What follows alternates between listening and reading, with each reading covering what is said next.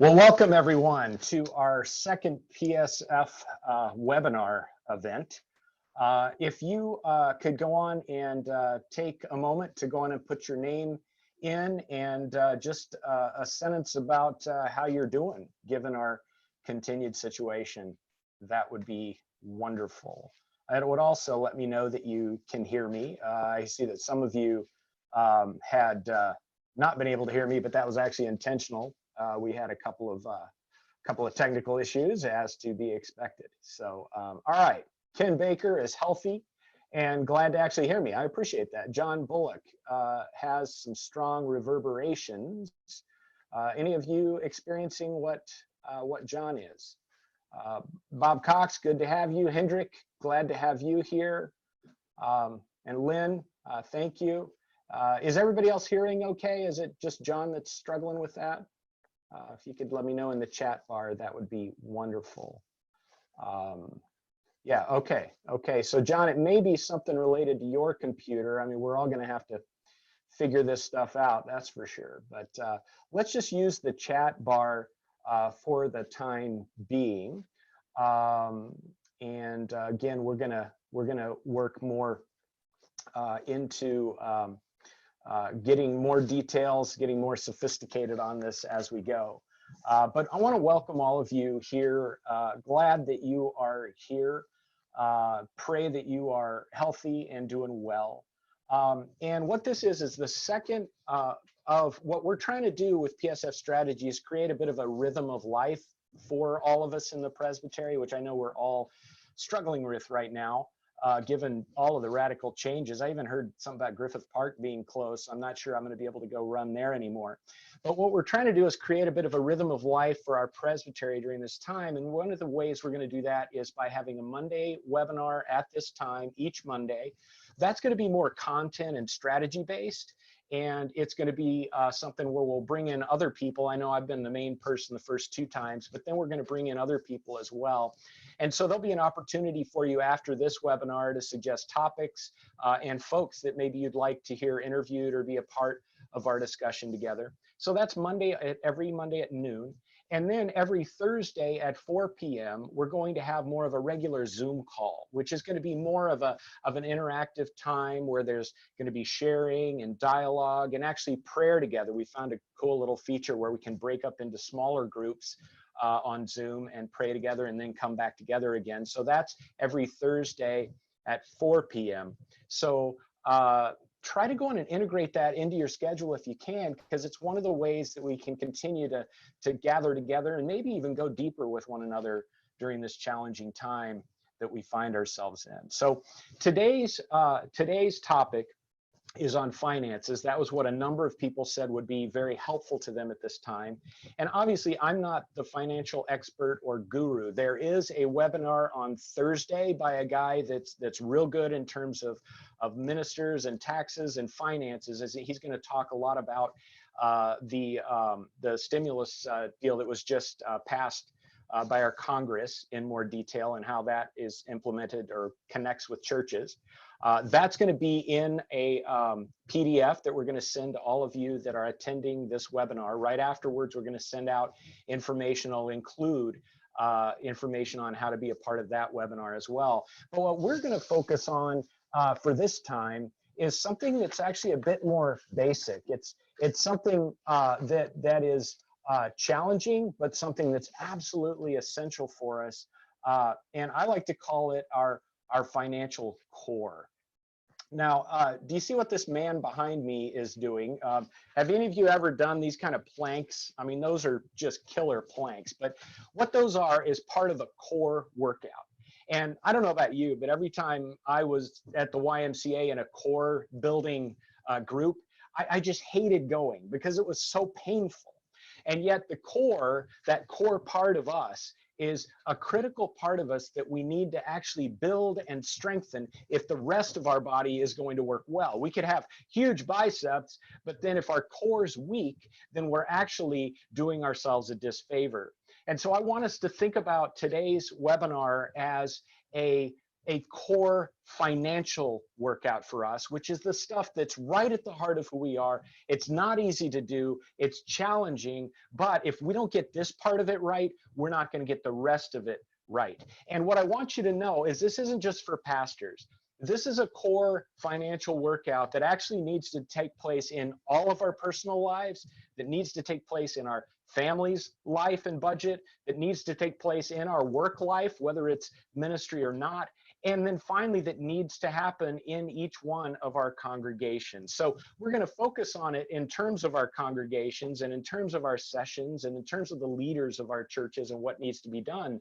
But I would encourage you to make use of this in all different aspects of your financial life right now, because it's just a really crazy time that we find ourselves in. So the title of this webinar is Solving for Why, a Key Equation for Every Congregation. Now, I know some of you that are into math are suddenly very excited about this topic, and some of you that didn't do so well in math, like me, are kind of like, oh, really? Are we doing a math class? Well, I'm just using that solving for why and a certain equation that we're going to use as a way to help us outline the content and think about the content.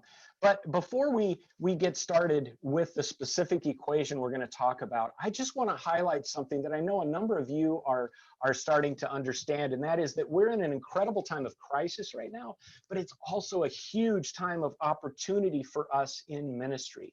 We are needed. We need to be generous. We need to be fruitful in this time in which we find ourselves. And yet, to be able to really be out there like God's calling us to be during this time, we've got to, again, make sure that our core is strong. And it made me think of a scripture passage that we've all read before, and it's from Luke 14:28, and Jesus says, "For which of you, intending to build a tower, does not sit down and estimate the cost to see whether he has enough to complete it?" And that's what we're going to be focusing on today, is just taking some time to sit down and figure out if we have what is needed to complete the calling that God is giving us in this time. Now, one thing I want to say just to frame this time together is that this is not actually a workshop. That is, we're not going to stop and go through each part of it and you end up with your equation, your solve, your why solved. What we're going to do instead is do a quick overview on this one, and then the PDF that'll come out following this includes a set of worksheets that I would encourage you and your sessions to work on together, session pastors, whoever you are, but that you would work on these worksheets together to process the material. And so what we're going to do in this time is we're going to overview that whole process that the worksheets will cover, and then this video in itself is going to be available to you on the PSF strategy page. And if you can't access that Facebook PSF strategy page, then just email me. We'll have emails at the end, and we can send you a link to the YouTube of this video so that you can review it if you need to as you go through those worksheets. So that being said, here is the core equation that we're going to be working with together. And that equation is x minus y equals z. See, I told you, those of you that are into math are interested. Those of you that are not are feeling nervous. But just think of this as an outline. You know how they kind of say, well, there was 3 points to my outline or my sermon. 1, 2, 3. Well, this is the 3 points to our discussion today, x, y, and z. X minus y equals z. And what the point is that if we solve this equation for our congregation, then we're not going to have to spend any more of our precious energy on worrying, on guessing whether we're going to make it. Instead, we're going to name the problem, we're going to solve for it, and then we're going to prayerfully go out there and be the creative and generous people of God that we need to be in this situation. So let's start by just naming each of these letters, okay? So x in this equation, x equals what your congregation needs, the income, that is, your congregation needs to make it through the end of the year.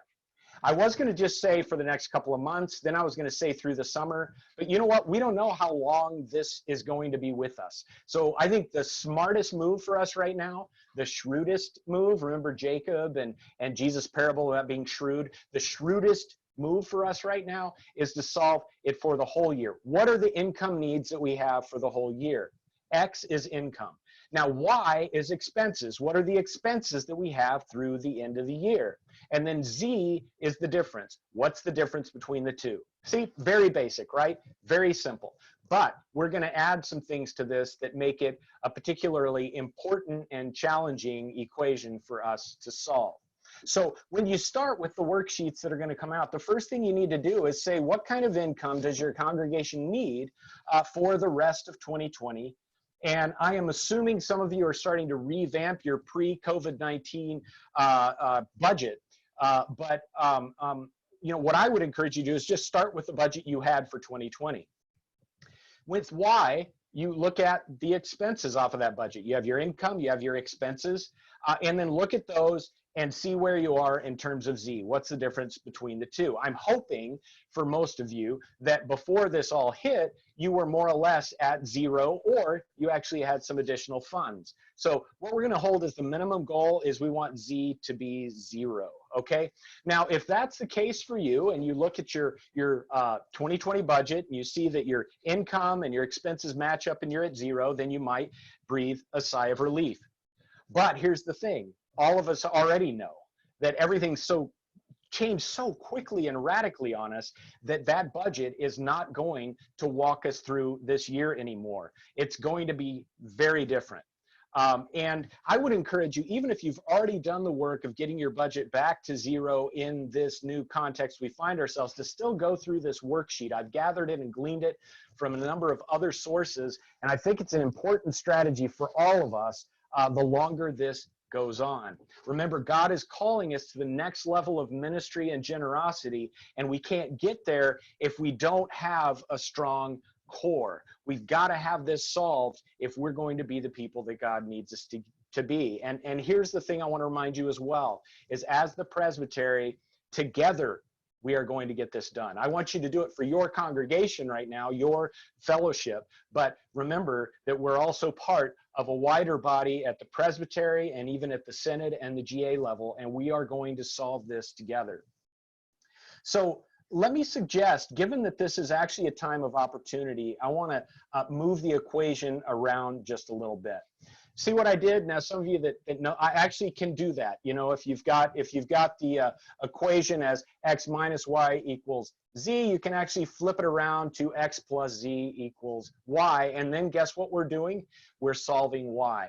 And the reason I wanted to change that and even make it a part of this talk is to remind all of us, me included, that this is the form of the equation for us theologically. That is, we don't exist for Z. We don't exist just to make it to 0. We don't exist for X. We don't exist to have a whole lot of income. That's not why we're here.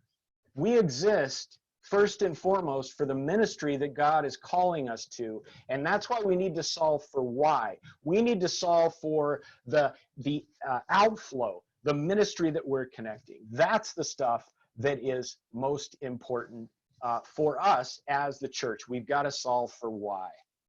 So let's think about that a little bit, okay? Solving for why. Let's look at it a little bit more closely. Why isn't just about expenses. We need to change that, because if we just look at expenses when we look at our budget, guess what we go to? What are the things that cost the most? So we're going to go to staffing, we're going to go to property, we're going to go to different things like that and figure out, all right, how can we, those are expenses that we absolutely need. How are we going to hold on to those? But what I want us to do in this adaptive time, and this is what PSF strategy has been about for so long, is that what we need to do is to start with what is God calling us to be as a congregation at this time. So the first thing you do in solving for why is to say, why are we here? What is God calling us to be now? Not in the past, not even 3 weeks ago. What is God calling us to be now for the rest of the year? And let me just share you a little story that I'm just really impressed by some of the entrepreneurs around us. You probably have some of these folks in your community too. But we have a little coffee shop that just started maybe 4 months ago in our community where I live, and it's called Mugshot Coffee. And we're coffee roasters that have expanded to have pastries and to make coffees, and they're just continuing to expand in the things that they were offering. But then this whole crisis hit. And so they did exactly what we need to do. They went back and said, now, wait a minute, who are we at our core? What is our core calling? What is our core mission? What is our core vision? And for them, that's coffee roasting. So they started to scale back on the other stuff and to focus on their coffee roasting and how to make that business the thing that drives them as they move forward during this time. And so what I want us to think about in each of our congregations is what is at the core of our congregation. Not what are all the programs we offer, or how many people, or how many staff do we have, or how much does it cost to run our property. Move all those things to the side and start with the question of who is God calling us to be? And that's going to take some time and some prayer and some conversation. And it's going to be different for each congregation. I can't tell you what you need to be. That's something that each of our congregations need to determine. But you need to get this clear. And once you get this clear, then in the worksheets that you're going to receive after this in the PDF, you can begin to list the ministries in your church that enable you to fulfill your calling, to fulfill your goal. So back to my story about Mugshot Coffee Roasters. When they went back and focused on the coffee roasting, then what they decided to do there was, yes, they were going to stay open. No, they're not going to keep worrying about pastries. But what they're going to do is reach out to the customers that they have and to other connections and contacts in the community about their coffee roasting. So they've upped their game with delivering roasted coffee to different customers, different restaurants that are still open, different stores. That's where they're upping their game, because that's how they can build during this time we find ourselves in. And that's what we need to do as churches. What are we called to be as a congregation? And then we need to list what are the ministries that we're engaged in that actually help us to fulfill that calling. The more laser we can get here, the stronger our core is going to be for the future. So that's the first essential step for solving for why. Who is God calling you to be in this time? And then what are the ministries that you have that actually fulfill this goal? And in that worksheet, I'm going to challenge you to come up with three key ministries that are the ones that you need to focus on at least first to fulfill the calling that God has given you at this time. Now, as you look on that worksheet again, this is an overview, and the PDF is going to be provided to you so you can do detailed work on this. But once you have the core ministries that are involved that meet the vision and calling you have today, the next step is probably one of the hardest steps, and that is to list all of the other ministries that you're involved in that don't meet that core vision and calling. Just list them on a sheet of paper. And once you've done that, then you need to take a threefold process, okay? 3 keywords here. You need to look at all of those ministries and say, which ones can we suspend? And what I mean by suspend is which ones can we just hold off on for 3 months or 6 months or the rest of the year, but we're going to get back to it, but we're going to hold off on it for now.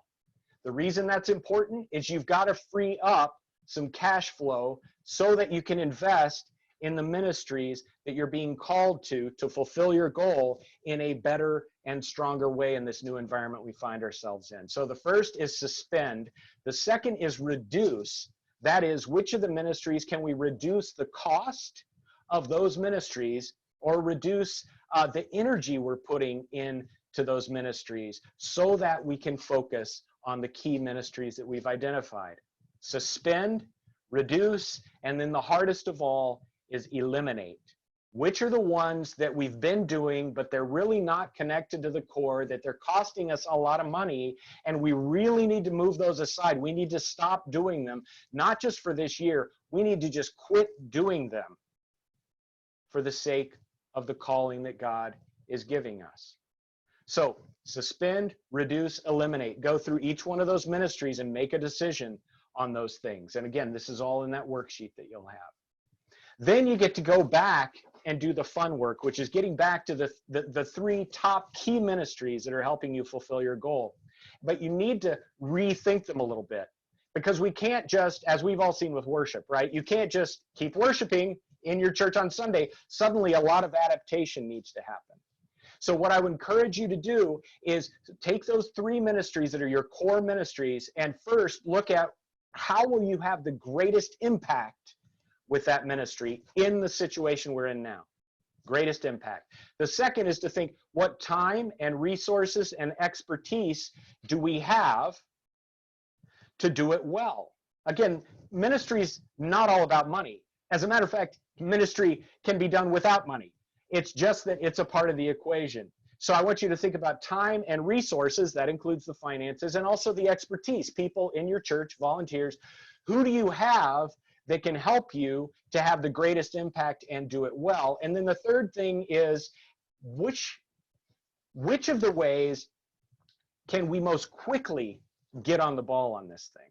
So let me re-summarize that section. Take your top three ministries, and what you want to do is brainstorm a little bit. What are some ways we can have the greatest impact? So, for example, worship. I'll just use that. Say worship's one of the ones you decide is your core ministry. Okay, then you say, we've got to get online.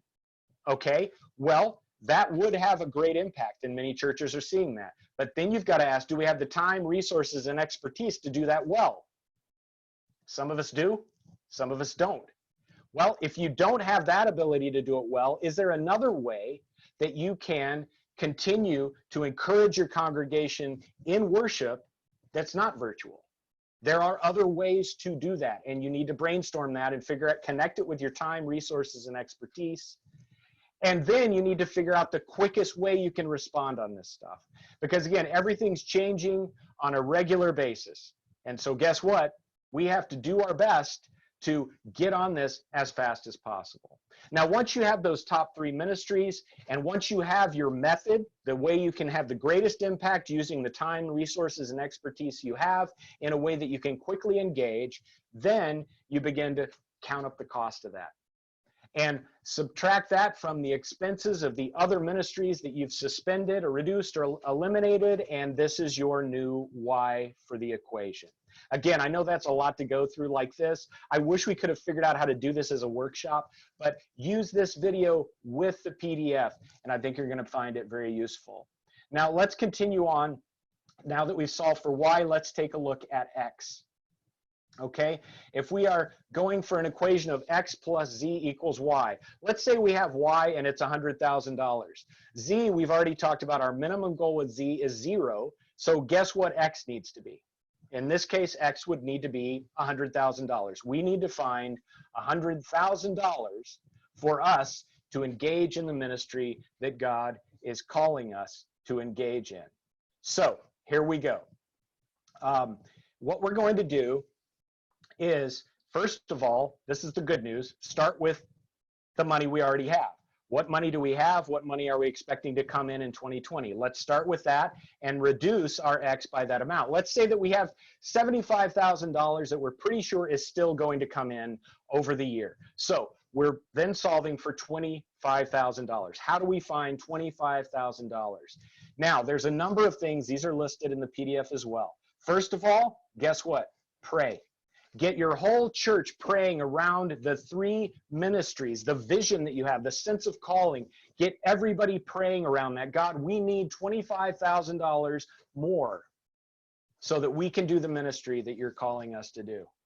And I know each of you in your congregations have examples of people that have done that, and God has been faithful. I remember a woman named Stevie in a church I was in previously that she was just out of money, out of work, was just not going to be able to make ends meet. And she just prayed and said, God, I can't make it. I don't know how you're going to help me to do this.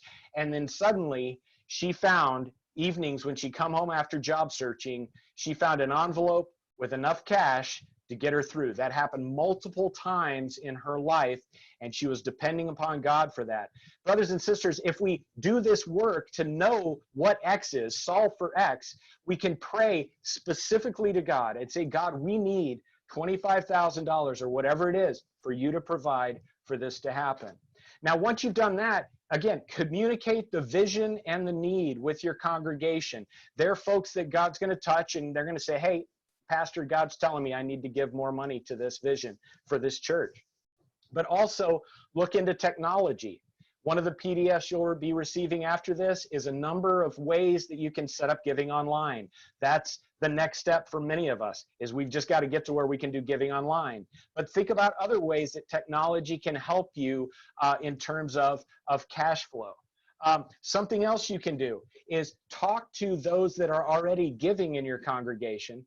Ask if some of them might be able to bump up their giving for this vision and this time. There are some who can.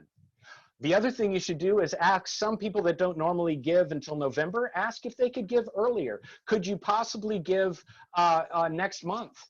Could you give a larger amount this month, just so we have the cash flow we need to continue to move forward? But you need to do that work with the people that are already tithing and giving to your church. Another thing, some of you talked about this already, but to renegotiate the leases with the people that are there. Are there ways that you can renegotiate the lease so that they save their spot, but that the money, the amount would be lower? Or if they keep paying now, that you'd lower the rate later in the year. Again, if you have solved for X, if you know you need $25,000, you can negotiate in a way that makes sure you get the money that you need there. Another opportunity is outside resources and loans, and a PDF. In that PDF, we're going to be sending out, there's lots of places to look for outside resources and loans. Check them out, see what works for you and your congregation. And then the final one, which I think we'll probably want to have a webinar in the future, maybe I'll get Nick Warnes and some others in on this, is that we need to think about new sources of income.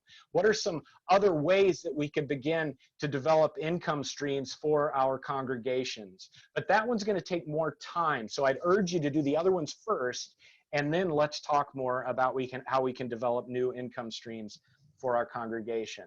But once you've kind of solved, say for 25,000, if that's what X is for you, once you've solved for that, then prioritize. I'm going to do these next three things. This step one is this one. I am going to begin to pray. Step two, for example, is this. I am going to contact some of my best donors and find out if they can give more to help us through this year. And then step number three, for example, I'm going to go through the PDF resources that Dave and Ken have sent out from the Presbytery and that you've gotten from this webinar, and I'm going to find some other ways that we can finance the ministry that we're involved in. So I want to encourage you to take time to work this out with on your own a little bit if you're the pastor or if you're an elder, but then you've got to call the pastor in, eventually the session in, get everybody together around the table on this and try to figure out what is God calling you to be, that's the why, and figure out the X. How much money do you need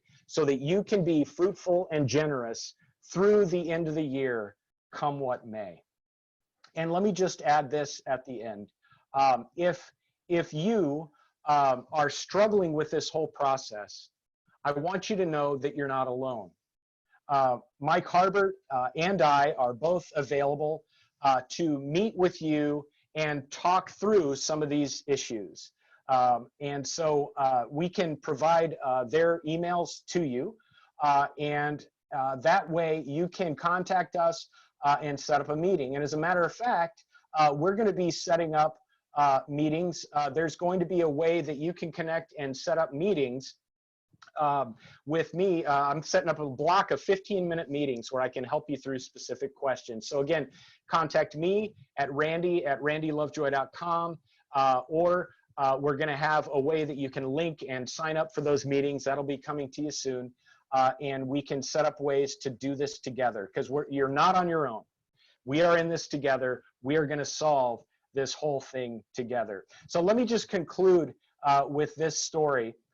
And the story is this, that in 1918, there was quite a pandemic like this one. I found it in a New York Times, Wall Street Journal, gotta get the right paper, Wall Street Journal article. And it was interviewing a guy who was around in 1918 when the US was going through some similar things. And two things that he said really stood out to me. One of them was that it took people years to be comfortable gathering together again in large groups. And the reason I share that is that we've got to think about how we're going to handle this for as long as possible while people are hesitant to gather together in large groups, because it's going to take us a while to get used to it again whenever this ends. So this is critical. This is stuff we've got to deal with now. The other part, though, that was just really encouraging about this was that he talked about the fact that life did come back to normal, and that we can look back from 1918 and we can certainly say that the church experienced a lot of growth during that time, that the church actually came back and came back stronger than ever after that time, or at least stronger. Don't know if I can say than ever, but we will also, if we do these core physical exercises that will walk us through this time, gets us refocused, makes us kind of lean and mean for whatever God has for the future, then we're going to be ready to roll whenever life starts to get back to some semblance of normality. And in the meantime, I want to share this passage with you. This is one that is still true. It has always been true, and it is true for all of us today. We know that all things work together for good for those who love God, who are called according to his purpose. And let's remember that God's working in this for good. And so if we can start with this core exercise, get our finances figured out as a church, as a family, and get this worked out so that we're good for the long haul, then we can quit stressing about those things and begin to really focus on how can we be God's people, generous and fruitful and loving in this time where so many people are struggling so much. So let me just close with this. Thursday, 4 o'clock, Zoom meeting where we'll have more interaction and conversation together. I invite you to all be there. We're going to send out invites. You'll get them. Make sure to be a part of that. That's an important time for us as a presbytery. And Mike Harbin and I will be facilitating that, but you're going to be the ones guiding the conversation during that time. And then start putting in Mondays at noon for the webinars. We're going to send out some info where please tell us about themes, people you'd like included, ways that we can do better with this. We're still learning it all. We're still figuring it all out. If you have any hints on how we can learn faster, please let us know. That's going to be key. But let's all make these things a part of the new rhythm of our lives so that we can become stronger as a presbytery, that we can solve our problems together, and that we can move forward into the ministry that I know God has for us. So thank you, everybody. We'll see you on Thursday and talk more then. And blessings to all of you. Thank you for just being my brothers and sisters in Christ and being a part of this. I love that we're not alone. Have a great rest of the day and stay healthy. Bye.